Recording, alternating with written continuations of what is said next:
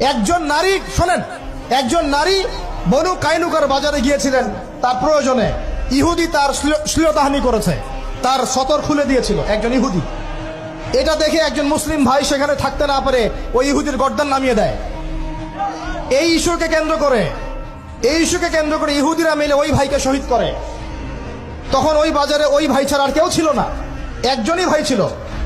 এরপরে এই মামলা আসলো নবীর দরবারে সাল্লাল্লাহু আলাইহি ওয়াসাল্লাম। এটা মদিনার ঘটনা। নবী সাল্লাল্লাহু আলাইহি ওয়াসাল্লাম ওই সাহাবীকে তো দোষারোপ করেনই নাই, ওই সাহাবীকে দোষারোপ করেন নাই, বরং নিজে বর্ম পরে অন্য সাহাবীদেরকে বলেছেন তোমরা বের হও, আমরা বনু কাইনুকা আক্রমণ করবো, ওকে এখান থেকে বের করে দেবো। একজন দিনী বোনের ইজ্জতের বদলা নেওয়ার জন্য পুরো বনু কাইনুকার ইহুদিদের সাথে যুদ্ধ হয়েছে।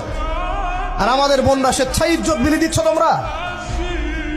তোমরা হচ্ছে মাটির তলে চলে যাও, তোমাদের বেঁচে থাকার চেয়ে মাটির তলে চলে যাও। তোমরা নিজেরা স্বেচ্ছায় ইজ্জতের বিসর্জন দিচ্ছ।